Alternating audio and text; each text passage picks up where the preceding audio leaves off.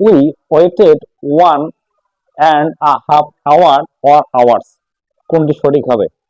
আশিক বাবারা, এই ব্যবহারটির সুন্দর এবং সঠিক ব্যাখ্যা কিন্তু আমি শেখাবো না, শেখাবেন আমাদের সৈয়দ ওসমান হাদি ভাই। আই ফিল প্রাউড অফ হাদি ভাই।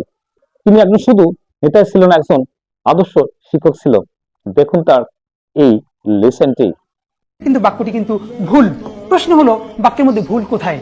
আমরা ছোটবেলা পড়েছি যে কোনো কিছু একের অধিক হলে সেটা প্লুরাল হয়ে যায়, যেমন one book two books, one student two students. এর মানে একের অধিক কিছু হলে সেটা কি হয়ে যায়? প্লুরাল হয়ে যায়। এখন সবার যেটা মুশকিল সেটা হলো 1.5 hour। এটা তো দুই না, কিন্তু একটা কথা কেউ খেয়াল করে না যে বলেছে একের অধিক হলেই সেটা প্লুরাল হয়ে যাবে। একের অধিক কি দুই? কেন? সোয়া এক, দেড়, পৌনে দুই, সবই তো একের অধিক। এর মানে we waited 1.5, এটার পরে যে আওয়ার দেয়া আছে এটি ভুল আছে, এখানে হবে আওয়ার্স। এর সাথে অবশ্যই একটি এস যুক্ত হবে, কারণ এটি একটি ইংলিশ এক্সপ্রেশন। সবাই লিখে রাখি, এটা অলওয়েজ একটি প্লুরাল এক্সপ্রেশন। এটি অলওয়েজ একটি প্লুরাল এক্সপ্রেশন।